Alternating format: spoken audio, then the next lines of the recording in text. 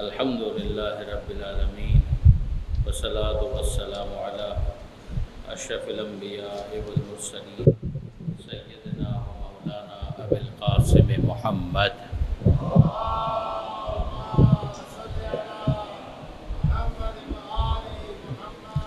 واہل بیتہ الطیبین الطاہرین المعصومین المظلومین المنتجبین المنتخبین المیامین لا سیما للامام المنتظر والحجۃ الثانی عشر الذین اذهب اللہ عنہم الرجس وطہرہم تطہیرا۔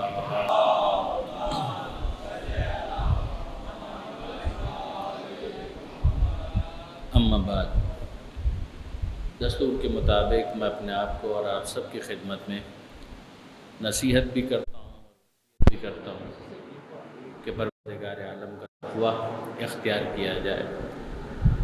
انسان جب زندگی گزارتا ہے تو چاہے گھر ہو چاہے گھر سے باہر کے معاملات ہوں، بہت سی باتیں ایسی ہوتی ہیں کہ جو مزاج کے موافق نہیں ہوتی ہیں۔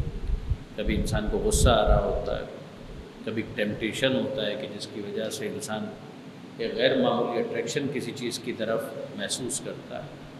یہ تمام وہ موقع ہوتے ہیں کہ جہاں پر ایک صاحب تقویٰ انسان وہ ہے کہ جو اپنے دل اور دماغ میں تجزیہ کرتا ہے کہ یہ بات کہ جس پر میں غضبناک ہو رہا ہوں یا یہ بات کہ جس کی طرف میں رغبت محسوس کر رہا ہوں، ایسا تو نہیں ہے کہ یہ میرے پروردگار جس کو اس نے رسول بنایا ہے اور جس کو اس نے اپنے رسول کا جانشین بنایا ہے وہ پاک و پاکیزہ اہل بیت ان کے بتائے ہوئے طریقے سے متصادم تو نہیں ہے۔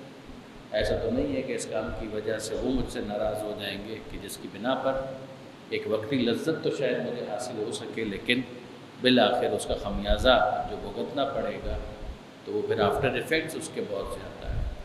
یہ اگر اس کے اندر ایک سیلف چیک ڈیولپ ہو جاتا ہے، کنٹرول اس کے اندر آ جاتا ہے، تو اسی کو آپ تقویٰ سے تعبیر کر سکتے ہیں۔ یہ یاد رکھیے گا کہ کئی مرتبہ ایک وقتی لذت ایک بہت بڑے نقصان کا پیش خیمہ بن سکتی ہے۔ شوگر کا مریض اگر حلوہ کھائے گا تو مزہ اس کو بھی آئے گا، مگر ظاہر ہے کہ یہ حلوہ بعد کے لیے اس کے لیے ایک وبال بن سکتا ہے۔ اگر ہارٹ پیشنٹ ہے اور مربن غذائیں کھائے تو مزہ اس کو بھی آتا ہے، ایسا نہیں کہ اس کو مزہ نہیں آتا، مگر یہ مزہ بعد کے لیے ایک بہت بڑا مسئلہ بن جاتا ہے۔ ویسا ہی ایک مسئلہ کہ جس کی طرف میں اس سورہ کی روشنی میں آپ کے ساتھ کچھ بات کرنا چاہ رہا ہوں، یہ قرآن مجید کا 83واں سورہ ہے، جس کا نام ہے سورہ مطففین۔ یہ 30ویں پارے میں آپ کو ملے گا۔ آپ جانتے ہیں کہ 30واں پارہ اس کی تھیم آخرت، قیامت، حساب کتاب، اکاؤنٹیبلٹی، یہ تمام تر چیزیں ہیں کہ انسان آخرت کو پیش نظر رکھے۔ تو یہ آخرت کا پیش نظر رہنا ایک بہت بڑا محرک ہے کہ جو انسان کو خدا تک لے آتا ہے، تقویٰ کی طرف لے آتا ہے۔ تو اس میں آپ دیکھیں گے کہ یہ 83واں سورہ، اس کا نام ہے سورہ مطففین۔ اب آپ اگر ترتیب سے چلیں تو 30واں جو پارہ ہے وہ شروع ہوتا ہے سورہ نبا سے، جو 78 چیپٹر، پھر اس کے بعد سورہ نازعات وہ 79، پھر سورہ عبسہ وہ 80 چیپٹر، پھر 81 چیپٹر ہے، 82 چیپٹر ہے، اور 83 سورہ تکویر، یہ سورہ انفطار، اور پھر 83 چیپٹر یا 83واں سورہ ہے جس کا نام ہے سورہ مطففین۔ اب اس سورہ مطففین پہ ذرا میرے ساتھ غور کیجیے گا۔ مطففین جمع ہے مطفف کی، اور مطفف کہتے ہیں جو تطفیف کرنے والا ہے۔ اور اس کا مطلب کیا ہے؟ اس کا مطلب ہے ناپ تول میں کمی کرنا۔ اگر ناپ تول میں کمی کی جائے، جس کو عرف عام کے اندر کہا جاتا ہے ڈنڈی مارنا، اگر یہ کام کیا جائے تو اس کو تطفیف سے تعبیر کیا جاتا ہے۔ کرنے والے کو کہتے ہیں مطفف، اور اس کا پلورل یا اس کی جمع ہے مطففین۔ تو یہاں پر اعلان ہو رہا ہے کہ ویل للمطفف، جو تطفیف کرنے والے ہیں، جو ناپ تول میں کمی کرنے والے ہیں، ان کے لیے ویل ہے، تباہی ہے، بربادی ہے۔ اگر آپ دیکھیں گے تو قرآن مجید میں پروردگار عالم نے مختلف گناہوں کے اوپر گفتگو کی ہے، اور پھر بعض گناہ ایسے ہیں کہ جن کے اوپر ماضی کی اقوام پر عذاب کے نزول کی بھی بات کی گئی۔ اسی میں آپ دیکھیں مثلا قوم لوط علیہ السلام، تو آپ جانتے ہیں کہ جنسی اعتبار سے معاذ اللہ وہ ہم جنس پرستی کے گناہ میں اس طرح سے انوالو ہو گئے تھے کہ کھلم کھلا اس کام کو انجام دیتے تھے، تو اس قوم کے اوپر ایک عذاب نازل ہوا۔ اسی طریقے سے ہے قوم شعیب علیہ السلام، حضرت شعیب علیہ السلام کی قوم۔ حضرت شعیب علیہ السلام کی قوم کا ذکر آپ کو یوں تو ایک سے زائد مقامات پر حضرت شعیب علیہ السلام کا ذکر آیا ہے، مگر سورہ ہود قرآن مجید کا 11واں سورہ ہے، اس سورہ ہود کے اندر بھی آپ کو شعیب علیہ السلام کی قوم کا اور ان کی تباہی بربادی اور ان کے گناہ کا ذکر ملے گا۔ تو وہاں پر پروردگار عالم نے ایک لفظ استعمال کیا ہے کہ بقیت اللہ خیر لکم ان کنتم مومنین، جس کو اللہ نے باقی رکھا ہے وہ تمہارے لیے بہتر ہے اگر تم مومن ہو تو اس بات کو سمجھو۔ یعنی یہ بات تم کو سمجھ میں نہیں آ سکتی اگر تمہارا ایمان ہو، ورنہ تو سیدھی سی بات ہے کہ دنیاوی اعتبار سے کہ بھائی اگر میں ناپ تول میں کمی کر رہا ہوں تو سیدھی سی بات ہے اس کا نتیجہ کیا نکلے گا کہ ناپ تول میں کمی کرنے سے بینک بیلنس بڑھ جائے گا، میرے مال میں اضافہ ہو جائے گا۔ تو یہ سمجھ میں کس کو آئے گا؟ سمجھ میں اس کو آئے گا کہ جو ایمان رکھتا ہے۔ اگر ایمان کو مائنس کر دے تو بقیت اللہ کا تصور انسان کے لیے واضح نہیں ہو سکتا کہ اگر تم نے زیادہ کما لیا مگر اس زیادہ کو خدا نے باقی نہیں رکھا تو وہ تمہارے لیے خیر نہیں ہے، لیکن اگر تم نے کم کمایا مگر وہ کمایا کہ جس کو اللہ نے تمہارے لیے باقی رکھا ہے تو وہ تمہارے لیے خیر ہے۔ سمجھ میں تمہیں اس صورت میں آئے گا اگر تم مومن ہو۔ میں اپنے ٹین ایج میں بعض علماء کی ایک بات کو ریکال کرتا ہوں، انہوں نے بہت پیارا جملہ کہا تھا کہ خدا سے کثرت مت مانگو، خدا سے برکت مانگو۔ دعا جب مانگو تو خدا سے کثرت مت مانگو، خدا سے برکت مانگو۔ ہم اس کو ماڈیفائی کر سکتے ہیں، ہم کہہ سکتے ہیں کثرت بھی مانگو مگر کثرت سے زیادہ برکت مانگو۔ اگر زیادہ بھی آپ خدا سے مانگ سکتے ہیں، حرام تو نہیں ہے، مگر وہ زیادہ کس کام کا کہ جس کے اندر برکت نہ ہو۔ اربوں کما لیا اور اس کے بعد پھر فرض کیجئے کہ وہ اربوں ضائع ہو گئے تو اٹس آف نو یوز، یاد رکھیے گا۔ تو کئی مرتبہ انسان زیادہ کما بھی لیتا ہے مگر وہ زیادہ اس کے کام نہیں آ پاتا۔ یہ جو برکت ہے، اس برکت کا مطلب ہی یہ ہوتا ہے، بروک سے نکلا ہے عربی کے اعتبار سے، تو بروک کا مطلب ہوتا ہے کہ جس کے اندر ایک تسلسل ہو، ایک کنسسٹنسی ہو، جس کے اندر ایک دوام آ جائے، ایک ہمیشگی آ جائے، اس کو کہتے ہیں برکت۔ اسی برکت کو سمجھنے کے لیے جناب خاتون جنت حضرت فاطمہ زہرا سلام اللہ علیہ، ان کے ناموں میں سے ایک نام ہے مبارکہ، یہ بہت مبارک بیوی ہے۔ آپ ذرا دیکھیے کہ واقعی مبارک کس طرح سے ہے کہ وہ اتنی بابرکت بیوی ہے کہ زندگی مختصر ہے 18 سال، مگر اس کا امپیکٹ کتنا زیادہ ہے کہ انا اعطیناک الکوثر، کہ ہم نے آپ کو کوثر عطا کر دیا۔ درود بھیجیے گا محمد و آل محمد۔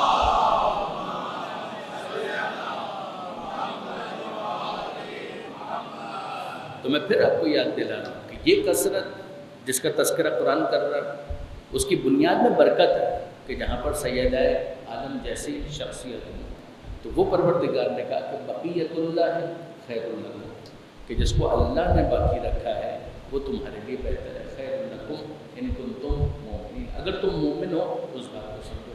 پھر انسان اگر دنیاوی اعتبار سے بھی تجربہ کرے گا، یعنی یہ تو خاص ایمان کے رخ سے بات تھی، لیکن آپ جانتے ہیں کہ اگر کسی سے آپ کاروبار کرتے ہیں، آپ کو معلوم ہے کہ وہ کھرا مال دیتا ہے، وہ پورا تولتا ہے، تو آپ خود مجھے بتائیے کہ اگلی دفعہ آپ کا دل زیادہ مائل نہیں ہوگا کہ اسی سے کاروبار کیا جائے۔ تو یہ خود دنیا کے اندر بھی اس کی برکتیں ظاہر ہوتی ہیں کہ بقیت اللہ خیر لکم، ایک تو اس کا آخرت کا امپیکٹ ہے مگر ایک دنیا کا امپیکٹ ہے۔ اب آئیے ذرا ایک اور رخ سے ان آیتوں پر گفتگو کرتے ہیں۔ ویل للمطففین، ویل ہے تباہی ہے، بربادی ہے۔ ویل کا مطلب تباہی، بربادی، ہلاکت۔ کس کے لیے تباہی ہے، بربادی ہے؟ مطففین کے لیے۔ متففین ناقتول میں کمی کرنے والے۔ اب یہاں میں چاہوں گا کہ میرے نوجوان دوست، میرے بچے اس بات پر توجہ کریں کہ یہ اتنی بڑی کتاب، اتنی عظیم کتاب، کلام خدا، بیان خدا، تو اس میں پروردگار عالم جب ویل کا لفظ استعمال کر رہا ہے تو یہ تعریف کر رہا ہے، خراج تحسین پیش کر رہا ہے، اپریشیٹ کر رہا ہے، ایڈمائر کر رہا ہے۔ کیا کوئی کلمہ خیر ہے کہ جس کا استعمال کیا جا رہا ہے؟ تو آپ کہیں گے کہ مولانا کیا بات کر رہے ہیں، ویل کا لفظ ہے، آپ خود کہہ رہے ہیں ہلاکت بربادی، تو ہلاکت اور بربادی کا تعریف اور تحسین سے کیا رابطہ؟ یہ گرفت ہے، یہ تنقید ہے، یہ کرٹیسائز کیا جا رہا ہے، یہ پروردگار کی طرف سے عذاب کا اعلان ہے، بیزاری کا اعلان ہے۔ تو میں پھر سوال کرنے کا حق رکھتا ہوں کہ اس کا مطلب یہ ہے کہ پروردگار عالم اس کتاب کے اندر صرف تعریف نہیں کرتا، بربادی کا بھی اعلان کرتا ہے۔ تو آپ جواب دیں گے کہ جو تعریف کے قابل ہوتے ہیں ان کی تعریف کی جاتی ہے، جو تعریف کے قابل نہیں ہوتے ہیں ان پر تنقید کی جاتی ہے۔ تو بس برادران عزیز، یہ اصول سمجھ لیجئے کہ پروردگار عالم ہم کو سمجھانا چاہتا ہے کہ ہر ایک تعریف کے قابل نہیں ہوتا، جو تعریف کے قابل ہو ان سے تولا رکھا جاتا ہے، جو تعریف کے قابل نہیں ہوتے ان سے تبرہ رکھا جاتا ہے، ان سے برات کا اعلان کیا جاتا ہے۔ آپ مجھے بتائیے کہ اگر یہ صفت متففین والی ان کے اندر پائی جاتی ہے تو ان کی تعریف کیسے کی جا سکتی ہے؟ ورنہ جو پورا تولتے ہیں ان کے لیے ہمارے پاس کون سا لفظ باقی رہ جائے؟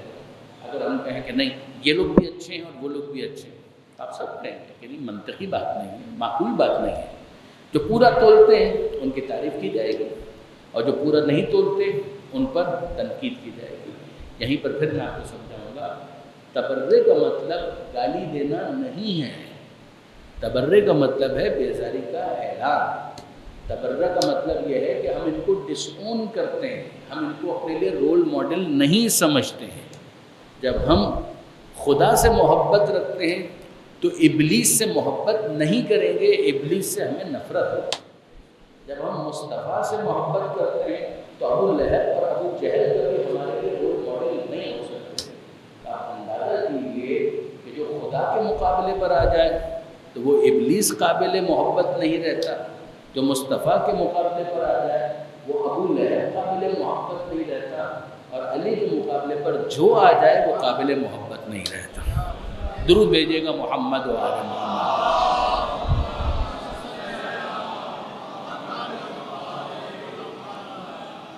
اور یہیں پر میں پھر اپنے نوجوان دوستوں کو متوجہ کرنا چاہوں گا کہ آپ ایک اور رخ سے بھی اس پر غور کیجیے گا۔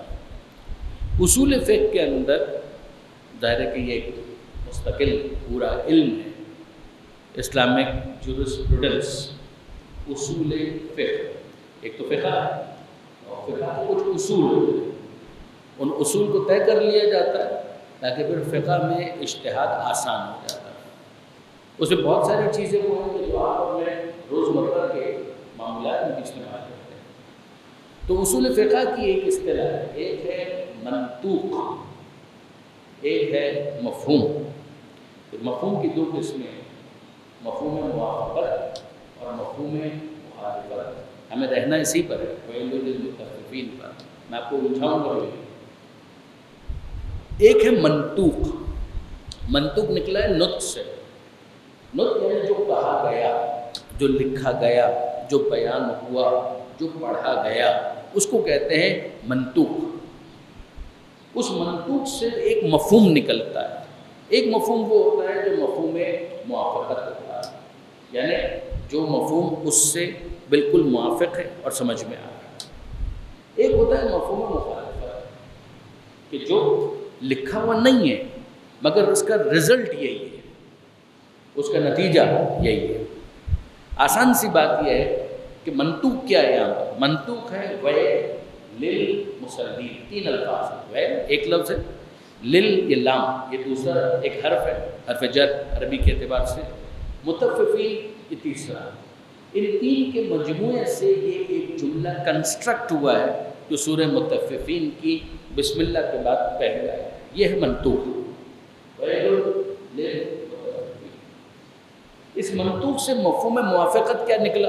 جب ہم کو لغت میں سمجھ میں آ گیا کہ ویل کا مطلب ہے تباہی، لام کا مطلب ہے ان کے لیے، متففین کا مطلب ہے کہ جو ناپ تول میں کمی کرنے والے، ان تین لفظوں کے ذریعے سے جملہ بنایا گیا، یہ منطوق ہے۔ مفہوم موافقت کیا کہ بھائی جو ناپ تول میں کمی کرتے ہیں خدا ان کو پسند نہیں کرتا، پروردگار کی طرف سے ان کے لیے اظہار ناراضی ہے، تباہی ہے، بربادی ہے، ہلاکت، یہ ہے مفہوم موافقت۔ مفہوم مخالفت کیا ہے؟ انصاف کی بات یہ ہے کہ مفہوم مخالفت نکالنا بہت آسان ہے۔ اگر میں کہوں کہ جناب پنکھا اچھا وہ ہوتا ہے کہ جس میں آواز نہ آئے، ورنہ بہت شور کرے گا تو اچھا نہیں ہوتا، یہ میں نے نہیں کہا کہ اگر شور کرتا ہے تو وہ اچھا نہیں ہوتا، لیکن میں کہوں کہ پنکھا وہ اچھا ہوتا ہے کہ جس میں آواز نہ آئے، تو یہ تو آپ کو خود نتیجہ نکال لینا ہے کہ پھر اگر شور ہو رہا ہو تو کیسا ہوتا ہے۔ اس کو کہتے ہیں مفہوم مخالفت۔ آپ نے غور کیا؟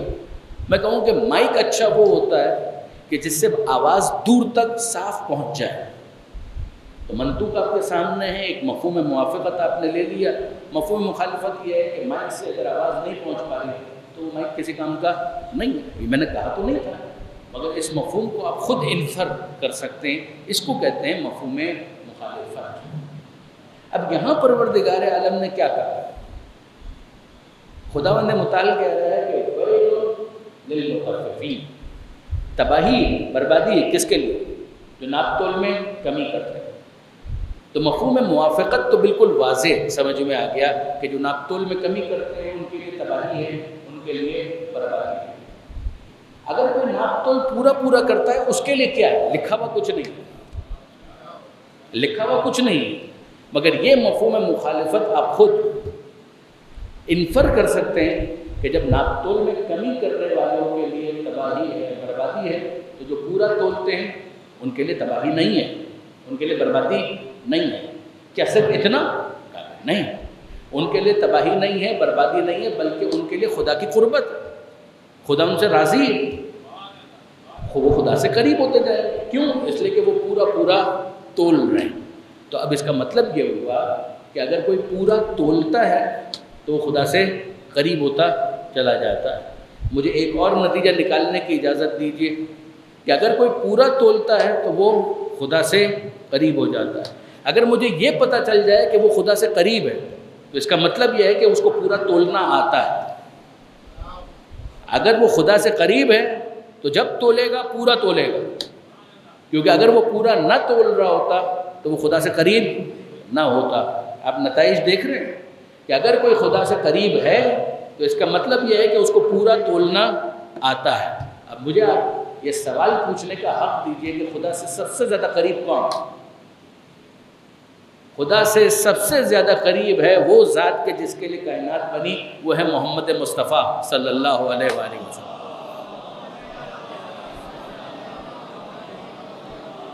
اور یہ بھی میں اپنی طرف سے نہیں کہہ رہا، خود خدا نے کہا معراج میں، دنا فتدلی وکان قاب قوسین او ادنا، وہ قریب ہوا اور قریب ہوا، اتنا قریب ہوا کہ فاصلہ کل کتنا رہ گیا جتنا دو کمانوں کے درمیان ہوتا ہے، بلکہ اس سے بھی کم۔ تو اب برادران عزیز مجھے یہ نتیجہ اخذ کرنے کی اجازت دیجئے کہ جب سب سے زیادہ قریب خدا سے مصطفیٰ ہیں تو سب سے اچھا تولنا بھی ان کو آتا ہے، اور جب سب سے اچھا تولنا ان کو آتا ہے تو کبھی شخصیت کا وزن تول کر بتائیں گے، کبھی ضربت کا وزن تول کر بتائیں گے۔ اور جب شخصیت کا وزن تول کر بتائیں گے تو بتائیں گے کہ یہ علی نہیں جا رہے برد الایمان کلو، یہ علی نہیں ایمان جا رہا ہے، کل ایمان جا رہا ہے۔ اور جب ضربت کا وزن تول کر بتائیں گے تو فرمائیں گے کہ ضربت علی یوم الخندق افضل من عبادت الثقلین، کہ یہ ایک ضربت اس کا وزن اتنا زیادہ ہے کہ ثقلین کی عبادت مل کر اس کا مقابلہ نہیں کر سکتی۔ درود بھیجیے گا محمد و آل محمد۔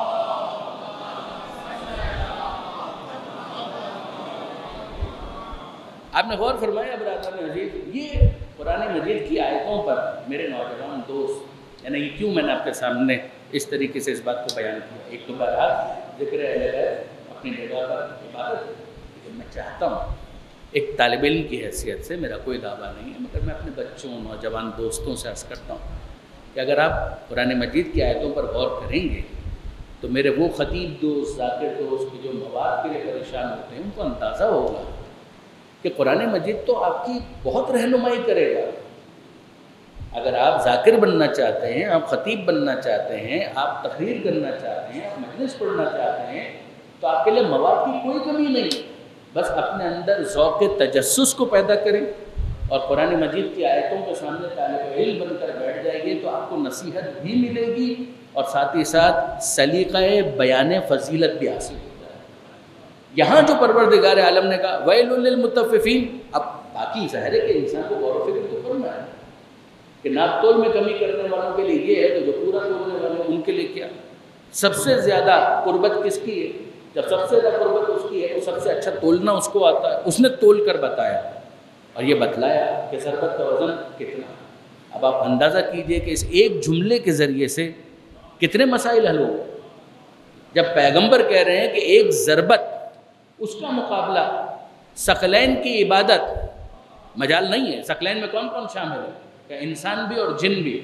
تو عزیزان، اس کا مطلب یہ ہے کہ پیغمبر اکرم سمجھا رہے ہیں کہ وزن کو پہچانو۔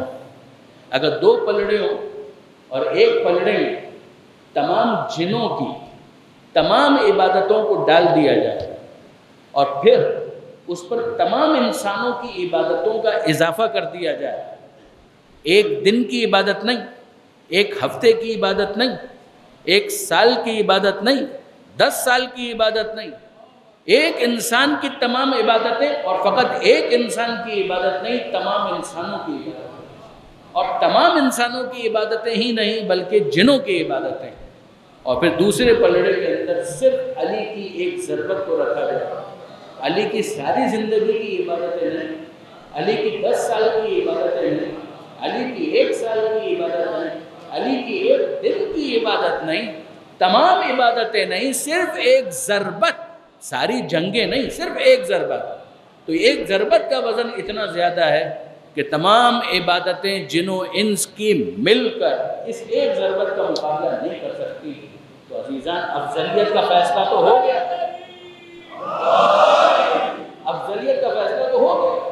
جب ایک ضربت کا مقابلہ سب مل کر نہیں کر سکتے تو شخصیت کا مقابلہ کوئی کیا کر پائے گا؟ درود بھیجئے محمد و آل محمد۔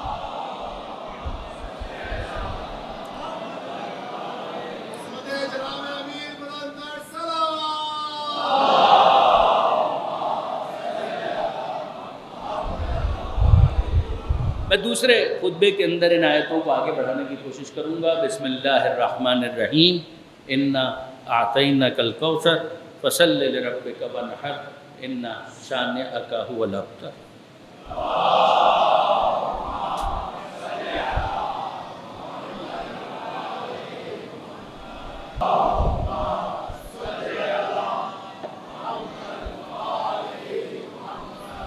اعوذ باللہ من الشیطان الرجیم، بسم اللہ الرحمن الرحیم، الحمدللہ رب العالمین، والصلاة والسلام علی اشرف الانبیاء والمرسلین، سیدنا و مولانا ابی القاسم محمد۔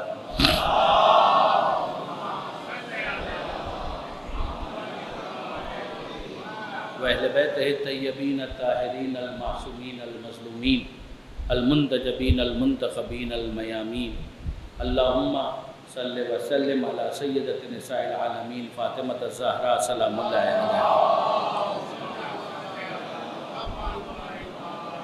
اللہم صلی وسلم علی علی امیر المؤمنین علیہ الصلاۃ والسلام۔ اللہم صلی وسلم علی سید شباب اہل الجنہ الحسن والحسین علیہ السلام۔ اللہم صلی وسلم علی علی ابن الحسین زین العابدین علیہ السلام۔ اللہم صلی وسلم علی محمد ابن علی الباقر علیہ السلام۔ اللہم صلی وسلم علی جعفر ابن محمد صادق علیہ السلام۔ اللہم صلی وسلم علی موسیٰ ابن جعفر علیہ السلام۔ اللہم صلی وسلم علی علی ابن موسیٰ ایہا الرضا علیہم السلام۔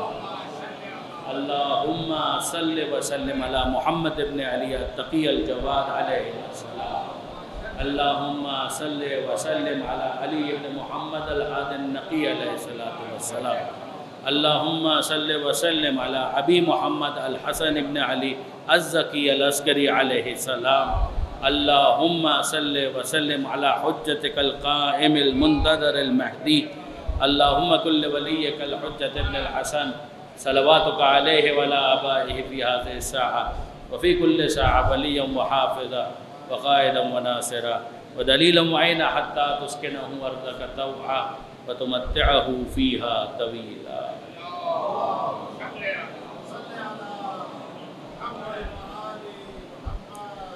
برادران عزیز و خاران محترم، ایک مرتبہ پھر آپ سب کی خدمت میں تقویٰ کی نصیحت اپنے لیے بھی اور آپ کے لیے بھی۔ پروردگار عالم تقویٰ کے ساتھ زندگی گزارنے کی توفیق عطا فرمائے۔ میں سورہ مطففین کے ذیل میں کچھ گزارشات عرض کر رہا تھا۔ یہاں پروردگار عالم ارشاد فرماتا ہے کہ ویل للمطففین، ناپ تول میں کمی کرنے والوں کے لیے ویل ہے، تباہی ہے، بربادی ہے۔ الذین اذا اکتالوا علی الناس یستوفون، یہ وہ لوگ ہیں کہ جب اپنی باری ہوتی ہے تو پورا تلوار ہے، جب اپنا معاملہ ہو تو اس کے اندر ان کو خوب سمجھ میں آتا ہے کہ حق کیسے وصول کیا جائے۔ وَإِذَا كَالُوهُمْ أَوْ وَزَنُوهُمْ يُخْسِرُونَ، لیکن دوسروں کے لیے اگر یہ تولتے ہیں، دوسروں کے لیے اگر یہ وزن کرتے ہیں تو کوشش کرتے ہیں کہ اس کے اندر نقصان پہنچایا جائے۔ أَلَا يَظُنُّ، کیا ان کو یہ خیال نہیں آتا أُولَٰئِكَ أَنَّهُمْ مَبْعُوثُونَ، کہ یہ وہ لوگ ہیں کہ جن کو خدا کی بارگاہ میں واپس زندہ کر کے پیش کیا جائے گا۔ مرنے کے بعد معاملہ ختم ہو جائے گا تو راحت تھی، تب تو آسانی تھی۔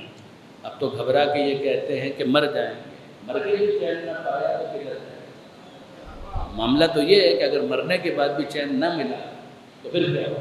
ایک انسان یہ کہے کہ تباہی، بربادی، پریشانیاں دنیا کے اندر ہے، مر جائیں گے تو سکون ملے گا۔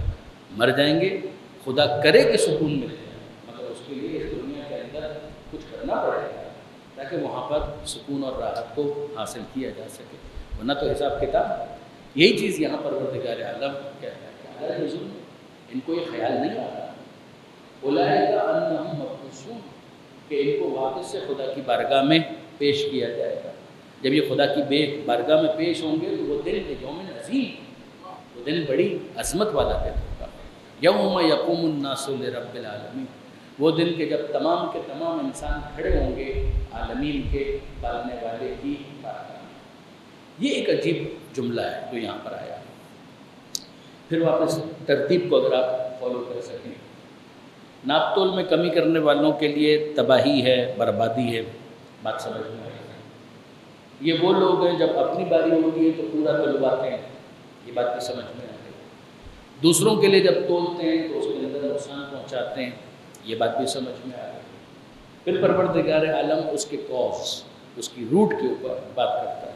الا یظن، ان کو یہ خیال نہیں آتا، یعنی اگر یہ خیال آتا تو یہ کام نہ کرتے۔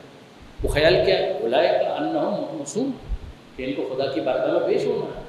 یہاں تک بس ہے۔ پھر اس کے بعد اگلا جملہ ہے لیوم عظیم، وہ جس دن ان کو پیش کیا جائے گا وہ دن بڑی عظمت والا دن ہوگا۔ اس دن کی عظمت کے بارے میں کیا شبہ ہو سکتا ہے؟ یعنی آپ ذرا نگاہ تصور سے سوچیں کہ اولین اور آخرین کے تمام انسان کھڑے ہو، حساب کتاب ہو رہا ہو، نامہ عمل پڑھا جا رہا ہو، جنت اور جہنم دکھائی دے رہے ہو، راستے میں پولیس صراط ہو، تلوار سے زیادہ باریک، بال سے زیادہ باریک، تلوار سے زیادہ تیز، آگ سے زیادہ گرم، اور اس سے انسان، اس کی عظمت میں کیا شبہ ہو سکتا ہے؟ ملائکہ کی صفیں موجود ہیں، منادی ندا دے رہا ہے، یقیناً لیوم عظیم، وہ دن بڑا عظمت والا دن ہے۔ بات سمجھ میں آتی ہے؟ اگلا جو جملہ ہے وہ سمجھ میں نہیں۔ یوم، وہ دن، یقوم الناس، تمام انسان کھڑے ہوں گے، یہ بھی ٹھیک ہے، کس کے سامنے؟ لرب العالمین، عالمین کے پالنے والے کے سامنے۔ یہ سمجھ میں نہیں آیا۔ کیا سمجھ میں؟ کیا یہ سمجھ میں نہیں آیا کہ وہ پالنے والا ہے؟ کہ یہ تو سمجھ میں آیا، مگر اس ریفرنس کو یہاں پر دینا یہ سمجھ میں نہیں۔ ایسے کہ خدا چاہتا یہ ہے کہ اس کا ایک مثبت خوف دلوں کے اندر رہے، تو جب ایسا ہوگا تو خدا کی جباریت کا حوالہ ہونا چاہیے۔ وہ دن کے جب تمام انسان کھڑے ہوں گے خدا جبار کے سامنے، یہ نہیں کہا۔ وہ دن کے جب سب کھڑے ہوں گے خدا قہار کے سامنے، یہ نہیں کہا۔ حوالہ کس چیز کا دیا جا رہا ہے؟ یوم یقوم الناس لرب العالمین، جب تمام انسان کھڑے ہوں گے عالمین کے پالنے والے کے سامنے۔ وہاں سے نہیں ہوا۔ اے پروردگار، اگر خوف پیدا کرنا ہے تو ربوبیت کا حوالہ اچھے مانا، حوالہ تو ہونا چاہیے تیری جباریت کا، حوالہ تو ہونا چاہیے تیری قہاریت کا۔ جب آپ ایک مثبت صحیح مگر خوف پیدا کرنا چاہتے ہیں تو پھر ربوبیت کا حوالہ تو نہیں دیا جاتا، مگر یہاں پروردگار عالم نے ربوبیت کا حوالہ دیا۔ یہ میں سوال کرنا چاہتا ہوں کہ ذرا غور کیجئے کہ کیوں پروردگار عالم نے یہاں پر اپنی ربوبیت کا حوالہ دیا۔ دیکھیں، آپ نے کبھی چھوٹے بچے کو دیکھا ہے؟ یقیناً آپ دیکھا ہوگا۔ آپ میں سے کتنے ہی افراد ایسے ہوں گے کہ جن کے اپنے چھوٹے بچے ہوں گے۔ وہ جو چھوٹا بچہ ہوتا ہے اس کی امیدوں کا مرکز کون ہوتا ہے؟ اس کی ماں۔ ماں کو ماں کہتے ہی اس لیے، ماں عربی کے اندر کہا جاتا ہے ام کا مطلب ہوتا ہے مرکز۔ تو ماں اس کی امیدوں کا مرکز بھی ہے، محور بھی ہے۔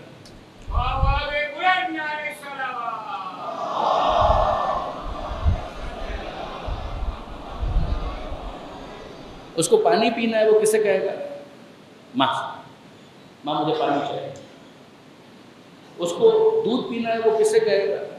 ماں سے۔ اس کو چاکلیٹ چاہیے، وہ کس سے کہے گا؟ اپنی ماں سے۔ اس کو کسی نے ڈانٹ دیا، وہ شکایت کس سے کرے گا؟ ماں سے۔ اسے کسی سے ڈر لگ رہا ہے، وہ پناہ کہاں پر ڈھونڈتا ہے؟ کس کے دامن سے لپٹ جاتا ہے؟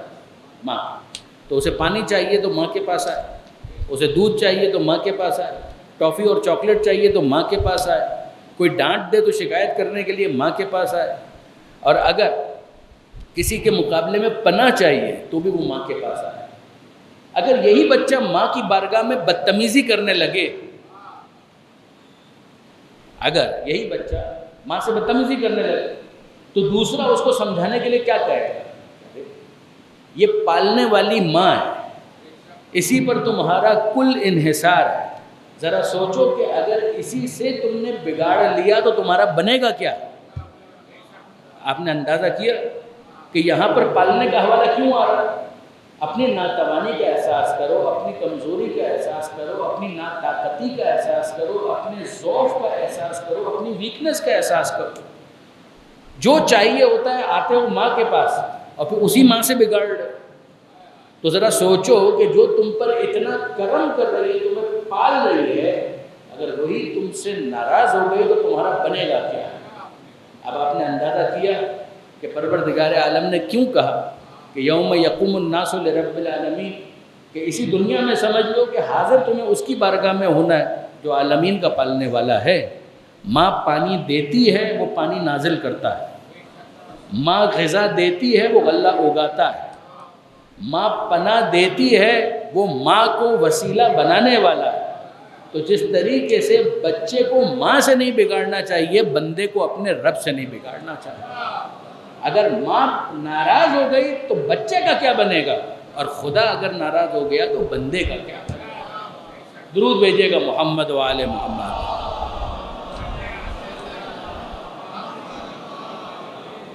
ظاہر ہے کہ برادران عزیز، مختصر وقت میں تو کچھ باتیں ہی ہو سکتی ہیں، لیکن یہ کہ بہرحال میں آپ سے گزارش کروں گا کہ آپ آج رات کو، شام میں، جب آپ کو موقع ملے تو یہ قرآن مجید کا 83واں سورہ ہے، سورہ مطففین، 1.5 صفحے کا، زیادہ طولانی سورہ نہیں، لیکن ابتدائی آیتوں پر کچھ ہم نے بات کی۔ آپ اس کو گھر پر جا کر جب آپ کو موقع ملے کھول کر پڑھیے، اور پڑھنے کے ساتھ ساتھ اس کا ترجمہ بھی پڑھیے۔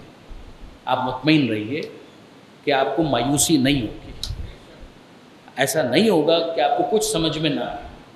بہرحال خدا کا کلام ہے، انسان اپنے آپ کو بکرات نہ سمجھے، اپنے آپ کو انسان سکرات نہ سمجھے، قرآن کے سامنے فلسفی نہ بنے، قرآن کے سامنے طالب علم اور شاگرد بنے، اور پھر پڑھنے کی کوشش کرے۔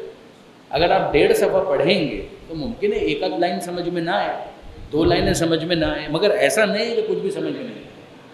یہ میری گزارش ہے کہ ایک تعارف تھا، چند آیتیں تھیں جو میں نے آپ کے سامنے پیش کی ہیں، باقی اگر آپ گھر جا کر اس کا مطالعہ کریں، آپس میں مباحثہ کریں، کچھ سمجھ میں نہ آئے تو کسی عالم سے پوچھ لیں، آپ کے پاس ماشاءاللہ صاحبان علم موجود ہیں، ان سے آپ ڈسکس کر لیں، تو ایک بہرحال ایک سورہ اگر سمجھ میں آ جائے کسی حد تک، پورا نہ بھی آئے کسی حد تک آ جائے، تو کیا واقعاً ایک اطمینان نفس کا باعث نہیں کہ اے پروردگار تیرے کلام کو سمجھنے اور سیکھنے کی ہم نے کچھ کوشش کی، پھر اس کے بعد ظاہر ہے کہ تقویٰ اختیار کرنا بھی آسان ہو جاتا ہے۔ اللہم اغفر للمؤمنین والمؤمنات والمسلمین والمسلمات الاحیاء منہم والاموات تابع بیننا وبینہم بالخیرات انک مجیب الدعوات انک علی کل شیء قدیر۔ بسم اللہ الرحمن الرحیم۔ قل هو اللہ احد اللہ الصمد لم یلد ولم یولد ولم یکن له کفوا احد۔